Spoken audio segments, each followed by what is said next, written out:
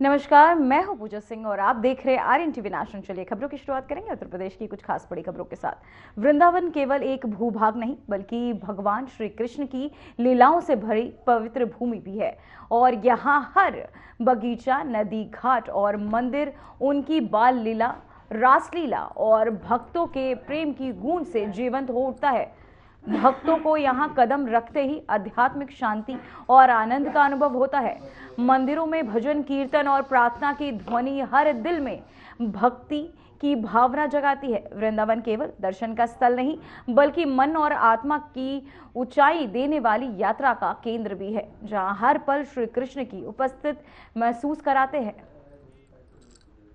तो वहीं वृंदावन पवित्र वृंदावन धाम में रामकृष्ण मिशन सेवाश्रम चैरिटेबल अस्पताल के ऑन्कोलॉजी ब्लॉक का उद्घाटन करके मुझे संतोष महसूस हो रही है। वृंदावन की पावन धरा केवल एक भूभाग नहीं है बल्कि दिव्यता और भक्ति का जीवंत अनुभव है, जहाँ प्रत्येक कोण कोण में भगवान श्री कृष्ण की लीलाओं की गूंज सुनाई देती है। ये वही पवित्र भूमि है जिसने सदियों से संतों और भक्तों को आध्यात्मिक चेतना प्रदान करती आ रही है। ये पवित्र भूमि निस्वार्थ प्रेम, करुणा और भक्ति के शाश्वत संदेश को देश विदेश में प्रसारित करती रहती है। जन कल्याण के लिए समर्पित एक उत्कृष्ट चिकित्सा केंद्र को इस पावन भूमि पर विकसित करना अत्यंत पूर्ण का कार्य है और प्रेरणादायक भी।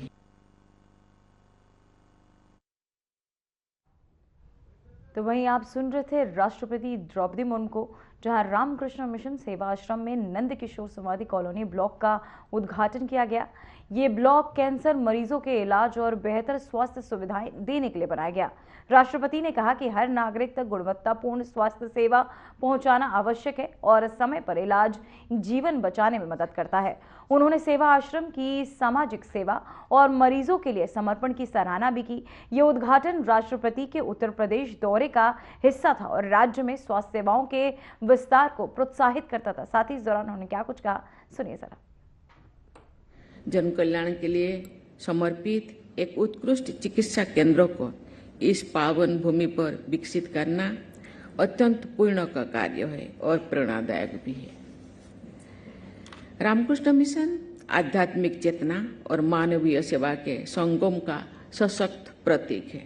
रामकृष्ण परमहंस की गहन भक्ति एक ऐसे प्रबल धारा को प्रवाहित किया जिसे उनके अनंत शिष्य स्वामी विवेकानंद जी ने मानवता के हित में एक संस्था का रूप भी दिया। रामकृष्ण मिशन में भी ये संदेश दिया है कि प्रेम, सेवा और करुणा ही ईश्वर तक पहुंचने का सर्वोत्तम मार्ग है। रामकृष्ण परमहंस के आदर्शों का अनुसरण करते हुए इस संगठन के सन्यासी नर सेवा ही नारायण सेवा है के संदेश को अपने कर्म और आचरण से साकार कर रही है। पिछले 118 वर्ष से रामकृष्ण मिशन लोगों की निष्ठापूर्वक सेवा कर रहा है। अनेक जनहित के कार्यों के माध्यम से रामकृष्ण मिशन ने यह सिद्ध किया है कि सच्ची निस्वार्थ सेवा और करुणा ही आध्यात्मिकता की वास्तविक अभिव्यक्ति है। देवी और स्वजनों, ये महत्वपूर्ण बात है कि रामकृष्ण मिशन के इस सुपर स्पेशलिटी हॉस्टल में अत्याधुनिक चिकित्सा सेवाओं के साथ साथ कुशल और मानव सेवा के लिए प्रतिबद्ध चिकित्सकों की टीम भी है। ऑन्कोलॉजी ब्लॉक का उद्घाटन आपकी इस सेवा यात्रा में एक विशेष पड़ाव होगा। मुझे बताया गया है कि इस ऑन्कोलॉजी ब्लॉक में कैंसर उपचार की अत्याधुनिक तकनीकी को एक ही साथ पर उपलब्ध कराया जा रहा है।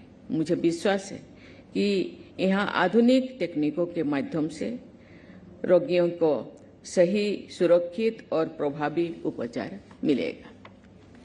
कैंसर आज सबसे गंभीर स्वास्थ्य चुनौतियों में से एक है।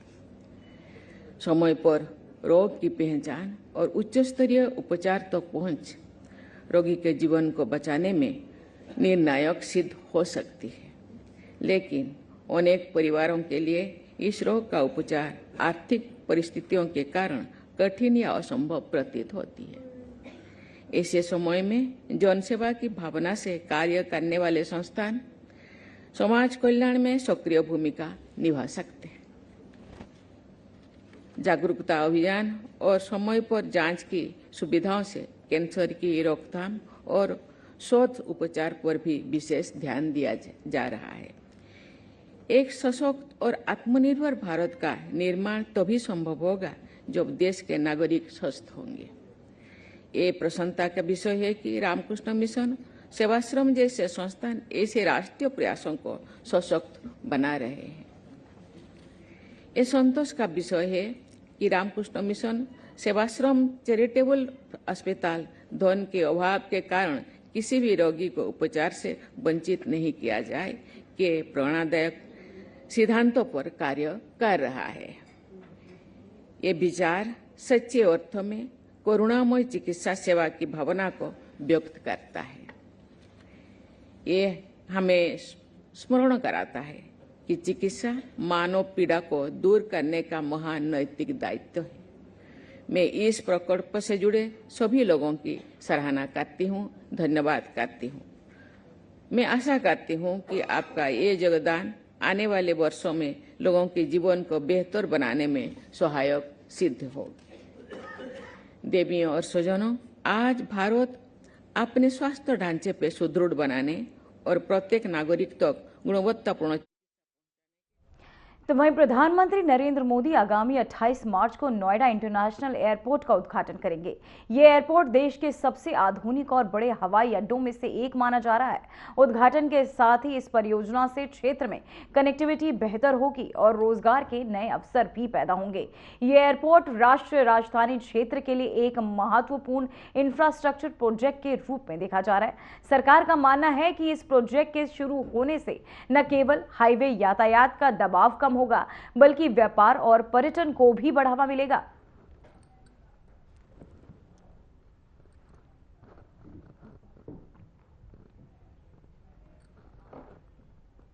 तो वही बड़ी खबर सामने आ रही है लखनऊ से, जहां 23 मार्च को योगी कैबिनेट की अहम बैठक सीएम योगी की अध्यक्षता में होगी। यह कैबिनेट बैठक 11 बजे लोक भवन में होगी।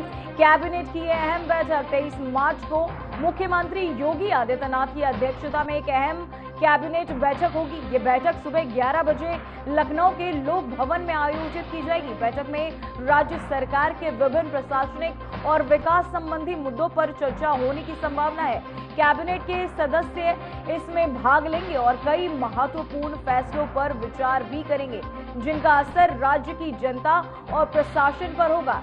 ऐसे बैठकों में अक्सर नई नीतियां, योजनाएं और सरकारी परियोजनाओं पर निर्णय लिया जाता है, जो राज्य के विकास और लोगों की भलाई से जुड़े होते हैं।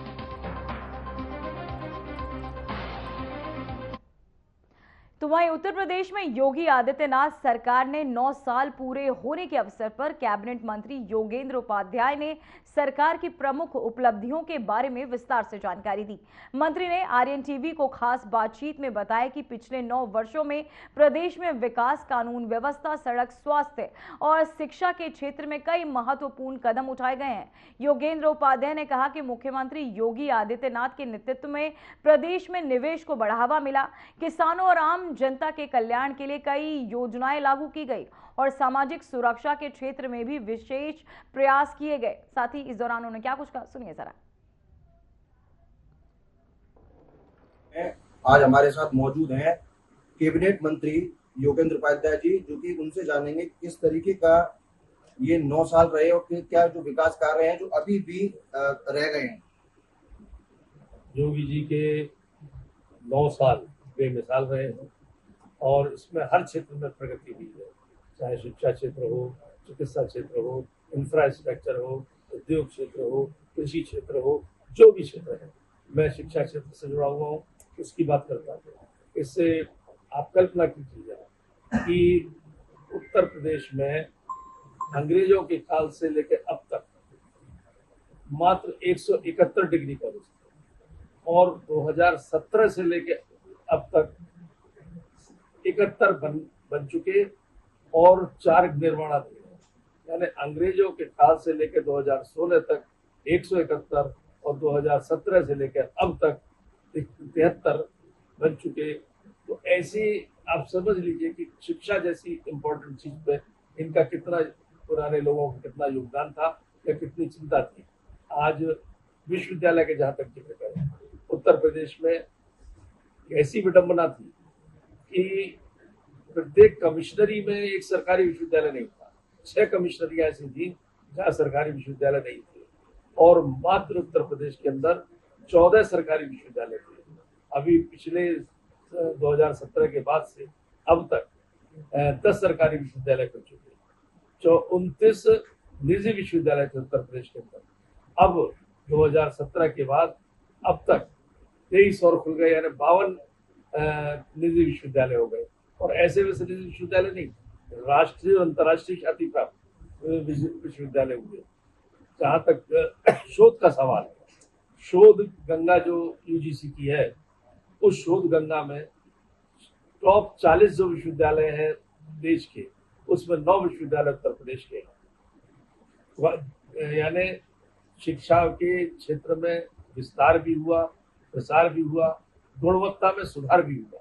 उदाहरण के लिए उत्तर प्रदेश में योगी सरकार से पहले एक भी रैंकिंग में ग्रेडिंग प्राप्त विश्वविद्यालय नहीं था जो ए या A+ या A++ हो। बी का मुझे नहीं मालूम कितने थे या कितने नहीं थे, लेकिन 2017 से अब तक 7 निजी विश्वविद्यालय नेक रैंकिंग में A++ ग्रेड को पा चुके हैं। A+ ग्रेड में 4 सरकारी विश्वविद्यालय और 2 निजी विश्वविद्यालय, A ग्रेड में 2 सरकारी विश्वविद्यालय और 7 निजी विश्वविद्यालय। इससे पहले A ग्रेड में कोई नहीं था। आइए अब यूजीसी ग्रेड 1, यूजीसी ग्रेड 1 में इससे पहले एक भी विश्वविद्यालय नहीं था। आज 2017 के बाद से यूजीसी ग्रेड 1 में 3 विश्वविद्यालय आ चुके उत्तर प्रदेश में। इसी तरह वर्ल्ड रैंकिंग में सोच नहीं सकता था यहाँ पर, आज 2017 के बाद अब तक यूएस वर्ल्ड रैंकिंग में 3 सरकारी विश्वविद्यालय, यूएस एशिया रैंकिंग में 6 सरकारी विश्वविद्यालय और यूजीसी ग्रेड 1 में 3 सरकारी विश्वविद्यालय। इस तरीके से जो गुणवत्ता में सुधार हुआ है वह प्रगति उसकी सराहनीय है और प्रशंसनीय है, अनुकरणीय है। आज उत्तर प्रदेश में सर्वाधिक ग्रेड प्राप्त विश्वविद्यालय हो चुके। शिक्षा की प्रगति ये है। अब जो हमने नई नीति लाए हैं कि हर जिले में उच्च शिक्षा अंतिम पायदान तक पहुंचे, तो उत्तर प्रदेश उच्च शिक्षा नीति 2024 प्रख्यापित की, और उसके अंतर्गत जो असेवित जिले हैं वहां पर भी विश्वविद्यालय खोले जाएंगे, और उन संस्थानों को जो उसमें आगे आएंगे उनको बहुत सारे इंसेंटिव्स दिए जाएंगे जिससे प्रोत्साहित हो आने वाले। वन डिस्ट्रिक्ट 1 मेडिकल कॉलेज, आज हर डिस्ट्रिक्ट में मेडिकल कॉलेज खुल गया। उत्तर प्रदेश में योगी सरकार से पहले मात्र 24 मेडिकल कॉलेज थे, आज हर डिस्ट्रिक्ट में एक मेडिकल कॉलेज है। चिकित्सा और शिक्षा ये आम आदमी की पहली आवश्यकता होती है। इनके प्रति पुरानी सरकारें कितनी चिंतित थी आपको आंकड़ों से पता लग गया होगा। इसी प्रकार उद्योगों के लिए, इंफ्रास्ट्रक्चर के लिए हर क्षेत्र में उत्तर प्रदेश ने एक बेमिसाल प्रगति की। तो ये थे हमारे साथ में कैबिनेट मंत्री योगेंद्र उपाध्याय जी, जिसने 9 साल की जो योगी सरकार का जो कार्यकाल है उनकी उपलब्धि गिनाई। आगरा से RNTV नेशनल के लिए फैजान अहमद। तो वहीं संभल में जुमा अलविदा के मौके पर सुरक्षा कड़ी कर दी गई है। विवादित शाही जामा मस्जिद के चारों ओर बैरिकेडिंग लगाई गई और पुलिस बल तैनात किया गया। रास्तों को नियंत्रित किया गया ताकि नमाजियों को एक एक करके मस्जिद में प्रवेश करने दिया जा सके। जिला प्रशासन पूरी तरह सतर्क और अलर्ट मोड में है। तो वहीं संभल नगर में विशेष निगरानी रखी जा रही है। नमाजियों का तांता बढ़ने के साथ प्रशासन ने शांति बनाए रखने के सभी उपाय भी सुनिश्चित किए। इस व्यवस्था का मकसद जुमा अलविदा शांति और सुव्यवस्था के साथ संपन्न कराना है।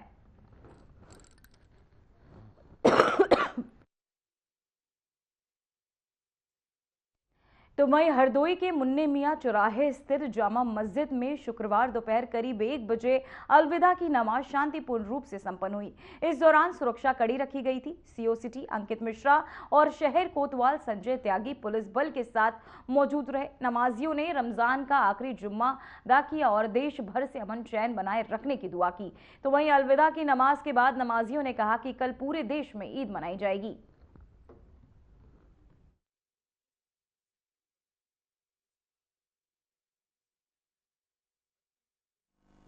आज अलविदा की नमाज है और कल ईद का त्यौहार है। उसी के साथ साथ 19 तारीख से जो नवरात्रों का त्यौहार है वो भी चल रहा है और इस क्रम में जितनी भी तैयारियां थी वो जनपद हरदोई में पूरी कर ली गई है। जितने भी हमारे धर्मगुरु हैं और पीस कमेटी के लोग हैं, साथ ही साथ संभ्रांत लोग हैं, डीजे वाले हैं, सभी के साथ मीटिंग पहले ही की जा चुकी है और जो भी दिशा निर्देश थे वो सभी को बता दिए गए हैं। आज अलविदा की नमाज के लिए सभी जगह फ्लैग मार्च हमारे सभी जो अधिकारी हैं उनके द्वारा जॉइंटली किया गया है। साथ ही साथ सभी जो हमारी मस्जिदें हैं वहाँ पे ड्यूटी लगाई गई है और चैत्र नवरात्रा जो नवरात्रि का जो त्यौहार है वो चल रहा है तो सभी मंदिरों पे मॉर्निंग से ही ड्यूटी लगी हुई है और कहीं पे भी किसी तरीके का कोई इशू नहीं है। और कल की जो ईद है उसकी तैयारियां भी पूरी कर ली गई है। इसको 2 जोन और हमारे 27 सेक्टर्स के अंदर इसको बांटा गया है पूरा और क्लस्टर मोबाइल्स हमारी बनाई गई है। लगातार जितने भी अराजक तत्व हैं उन पर भी हमारी निगरानी है और जो भी परंपरागत चीज़ें हैं वही अलाउड की गई है और गैर परंपरागत चीज़ों के बारे में वो अलाउड नहीं है और उसके बारे में सभी लोगों से जो संभ्रांत गुरु है धर्मगुरु हैं, साथ ही साथ उनके आयोजक हैं, उनसे वार्ता कर ली गई है। इस तरीके से सारी तैयारियां पूरी है और आगामी जो त्यौहार है उनको सकुशल संपन्न करवाया जाए।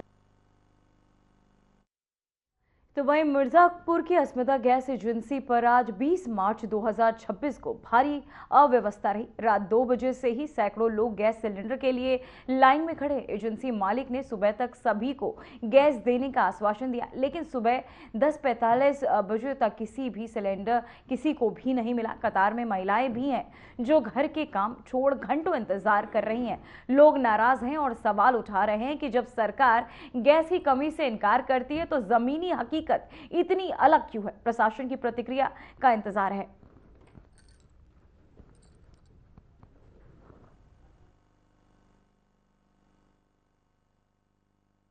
अंडरस्टैंडिंग हुआ है, ये स्पष्ट निर्देश दिया गया है कि होम डिलीवरी ही करना है। क्योंकि इनके यहाँ 2-3 दिन से लोड आ नहीं रहा था, कल लोड आया है जो कि नियमानुसार इनके द्वारा जो है होम डिलीवरी की जा रही है। फिर इनका लोड आना है, आ जाएगा कल कितना आ जाएगा, कल कितना निकलेगा, होम डिलीवरी की जाएगी। यहाँ नकारा के कम से कम 10 ग्रामीणों से मैंने बात की। उनका ये कहना है कि कभी भी गाड़ी से हम लोगों को सप्लाई नहीं मिली। हम लोग हमेशा गोदाम पर ही आकर के लेते रहे और आज बोर्ड लगा दिया गया कि घर से सप्लाई घर तक जाएगी। तो नहीं, ऐसा नहीं है। देखिए, ये एक साथ गोदाम पर आ जाने से लॉ एंड ऑर्डर की समस्या आती है, इसलिए जो है ये होम डिलीवरी ही, इसमें पैनिक होने की जरूरत नहीं है। जिसका जैसे बुकिंग है कस्टम के हिसाब होम डिलीवरी कराई जाएगी ताकि लॉ एंड ऑर्डर की भी समस्या बने और पब्लिक को अनावश्यक है गोदाम पर आना न पड़े। क्या कहना चाहते हैं, मतलब इतना कहना ही चाहते हैं, कोई क्राइसिस नहीं है, कोई क्राइसिस नहीं है। पैनिक होने की पब्लिक को कोई आवश्यकता नहीं है। गैस हमारा लगातार लोड आ रहा है और आते ही इनके यहाँ डिलीवरी आएगी। ठीक है, बहुत बहुत धन्यवाद आपका। एक प्रश्न और बच गया है हमारा। यहाँ लोगों का कहना था कि 3000 रुपए में ब्लैक बिक रहा है। पूरा प्रश्न सुने आप मेरा। इनका कहना है कि 3000 रुपए में ब्लैक बिक रहा है और अगर ब्लैक नहीं बिक रहा है तो रेस्टोरेंट होटल कैसे चल रहे हैं और सब में कमर्शियल के बजाय घरेलू गैस प्रयोग की जा रही है। नहीं, देखिए, ये हमारा प्रश्न नहीं है, ये जनता ने क्रॉस किया है। अगर आप चाहेंगे तो वीडियो भी हम दिखाएंगे। ऐसा मेरे कोई संज्ञान में नहीं है। पूरी शक्ति के साथ राजस्व की टीम, ऑयल कंपनियों की टीम और सप्लाई विभाग की टीम पूरे गैस एजेंसियों पर नियमित रूप से भ्रमण कर रही है, नियमित इनका निरीक्षण किया जा रहा है। ऐसा कुछ नहीं, 2-3 दिन से लाइन लगा रहे हैं। सुबह भोर से ही आके लगाए हैं, लाइन में मिला ही नहीं। अधिकारी तो कह रहे हैं कि पर्याप्त गैस है। आगे सिलेंडर रखा हुआ है, बस दौड़ा रहे हैं। पर्ची कह रहे हैं पहले हाँ सब कुछ है। बोलेंगे जाओ गोदाम पे पर्ची कटवा के लाओ, पर्ची लेके आए तो यहाँ कह रहे हैं कि नहीं अब घर घर पहुँचेगा।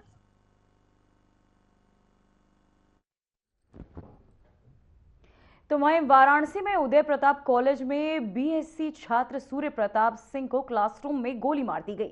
घायल छात्र को तुरंत बीएचयू ट्रॉमा सेंटर ले जाया गया, लेकिन इलाज के दौरान उनकी मौत हो गई। पुलिस के अनुसार ये घटना छात्रों के बीच मामूली विवाद के कारण हुई। आरोपी छात्र मंजीत ने पिस्टल और कारतूस वहीं फेंककर बाइक से फरार हो गया। घटना के विरोध में छात्रों ने कॉलेज गेट पर प्रदर्शन किया और आसपास की दुकानों को बंद कराया। पुलिस ने 6 टीमें लगाकर आरोपी की तलाश शुरू कर दी है। तो वहीं आपको बताते चले, कॉलेज में दिन दहाड़े ये गोलीबारी, कॉलेज के क्लासरूम में ये फायरिंग का ये पूरा मामला, जहां इलाज के दौरान छात्र की मौत हो गई। छात्र को कॉलेज गेट पर प्रदर्शन कर रहे हैं। तो वहीं आपको बताते चले, वाराणसी के उदय प्रताप कॉलेज में पर आकर के सारी साइंटिफिक एविडेंस यहाँ से कलेक्ट कर ली गई है। यहाँ पर जो सीसीटीवी फुटेज हैं, डीवीआर हैं, उसको भी पुलिस ने अपने कब्जे में ले लिया है। सभी प्रमुख लोगों के जो इसके चश्मदीद गवाह थे उसके बयान नोट किए जा रहे हैं। थाने पर एफआईआर इसमें दर्ज की जा रही है। इसके अलावा जो अभियुक्त गण हैं उनकी गिरफ्तारी के लिए हमारी 6 टीमें इस समय क्रियाशील हैं, वो कार्य कर रही हैं अपना, और अभियुक्तों की अतिशीघ्र इसमें गिरफ्तारी करके कार्रवाई की जाएगी। देखिए, ये यहाँ से इंजर्ड अवस्था में ले जाया गया था उनको, और बीएचयू ट्रॉमा सेंटर में ब्रॉड डेड उनको घोषित किया गया है। और इस घटना में कितने लोग सम्मिलित थे ये अभी एफआईआर के बाद स्पष्ट होगा। कितने लोग ये लोग लिख करके दे रहे हैं इनके परिजन, उसके बाद जो हमारा इन्वेस्टिगेशन होगा उसके आधार पर तय होगा कि इस घटना में कितने लोग सम्मिलित रहे हैं। यहाँ के जो प्रधानाचार्य हैं उनके ऊपर भी भिन्न भिन्न तरीके के आरोप लगाए जा रहे हैं। उनको कहा गया छात्रों को सभी बातों को लिख करके दें और हर बिंदु पर जांच कराई जाए।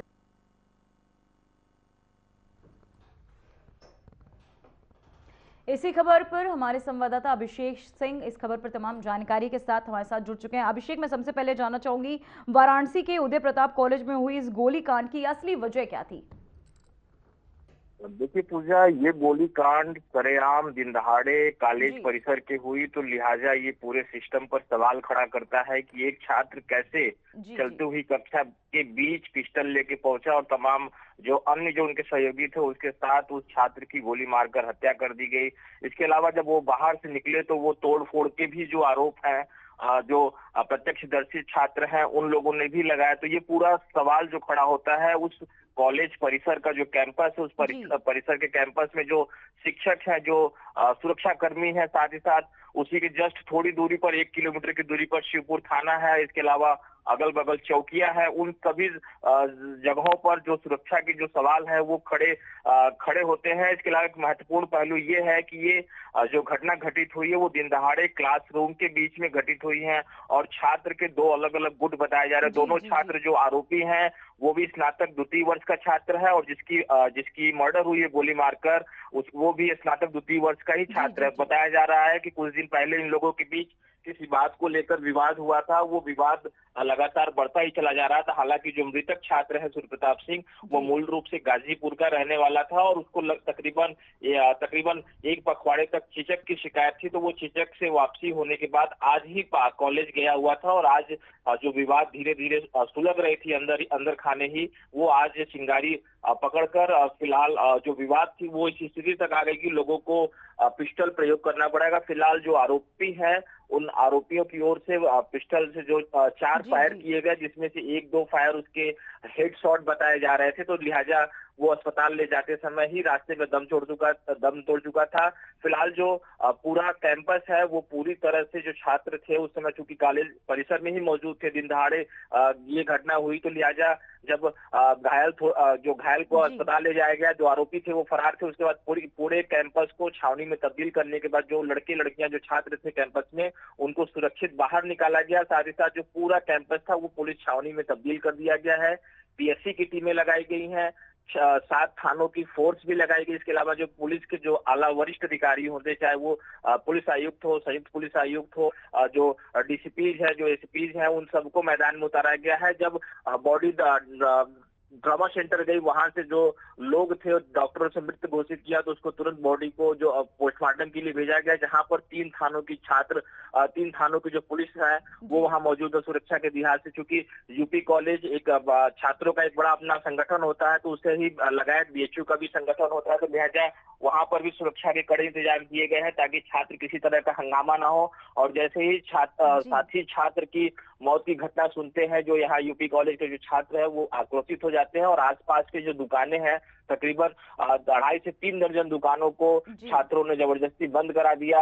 उनका जो गुस्सा था वो फूटता हुआ भी नजर आ रहा है। और एक तस्वीर भी अभी वायरल हो रही है कि यहाँ पर जो छात्र थे, छात्र के जो परिजन बताए जा रहे हैं या फिर उनके गाँव के लोग बताए जा रहे हैं, वो यहाँ के जो डीआईजी लॉ एंड ऑर्डर है शिवहरी मीना, उनके साथ हॉट टॉक करते हुए भी नजर आ रहा है, मतलब वो गुस्सा अपना जाहिर करते हुए नजर आ रहा है। तो फिलहाल जो स्थिति है वो शांतिपूर्वक है। पुलिस ने पूरे स्थिति पर नजर बनाए रखी है। पुलिस आयुक्त खुद कह रहे हैं कि हमने 6 टीमें बनाई हैं, FIR दर्ज कर ली गई है।